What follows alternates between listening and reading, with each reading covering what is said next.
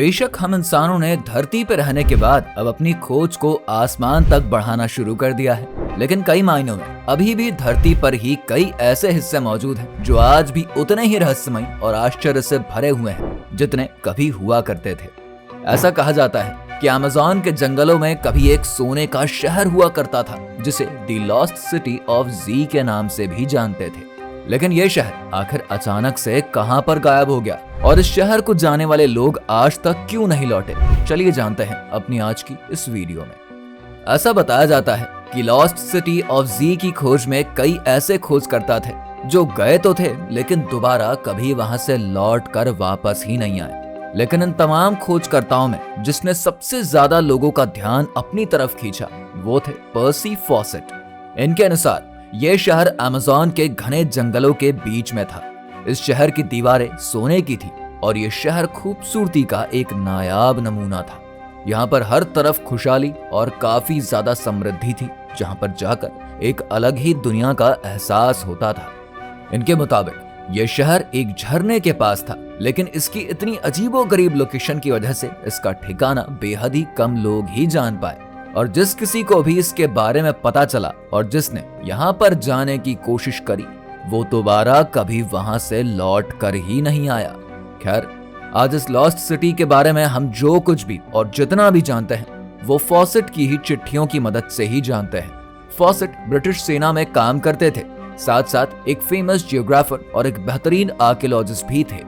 इन्हें एडवेंचर काफी पसंद था और ये इसीलिए अक्सर ही ऐसी ट्रिप्स पर जाकर नई नई जगहों के बारे में पता लगाया करते थे।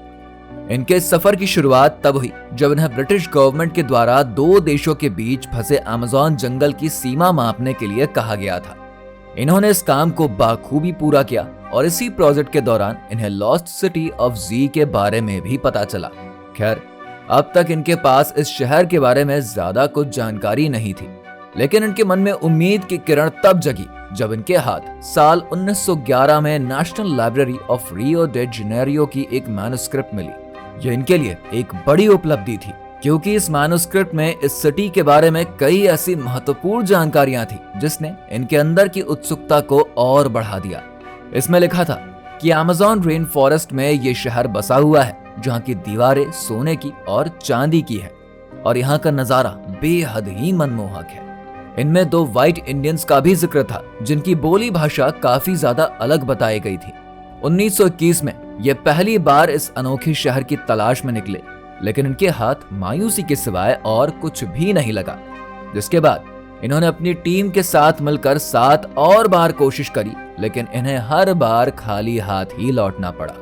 1925 में ये एक आखिरी उम्मीद के साथ इस शहर की खोज में निकले, लेकिन इसके बाद कभी दोबारा लौट कर ही नहीं आए। इन्होंने अपना आखिरी खत अपनी पत्नी के नाम लिखा था जिसमें इन्होंने बताया कि वो आज एक इंडियन चीफ से मिले हैं जिसने उन्हें इस शहर के बारे में वो सारी बातें बताई हैं जैसा उन्होंने मैन्युस्क्रिप्ट में पढ़ा था।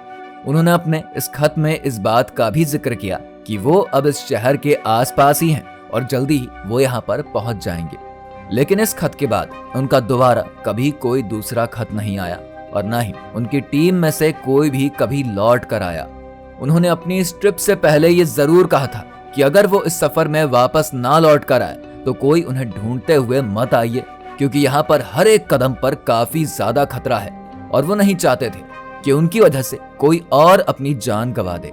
लेकिन जब काफी दिनों तक उनका कुछ भी अता पता नहीं चला तो सरकार ने उनके पीछे कई टीमें भेजी, लेकिन किसी के भी हाथ कुछ भी नहीं लगा और सब ने अपनी अलग अलग कहानी बताई, जिसमें कुछ ने उन्हें किसी जंगली जानवर का शिकार बताया तो किसी ने उन्हें अमेज़न जंगलों में रहने वाले जनजातियों के द्वारा मारे जाने की बात कही और कुछ ने उन्हें इंडियन चीफ से लड़ाई होने के कारण हत्या हो जाने की शंका जताई। लेकिन कोई भी इन बातों के कोई सबूत नहीं दे पाया और न ही किसी को उनकी बॉडी मिली। ऐसे में उनके और उनकी टीम के साथ क्या हुआ ये आज भी एक रहस्य है। वैसे आपको क्या लगता है इनके साथ क्या हुआ होगा? हमें कमेंट में जरूर बताइए। वीडियो पसंद आई हो तो इसे लाइक करके हमारे चैनल को सब्सक्राइब करना बिल्कुल ना भूलें।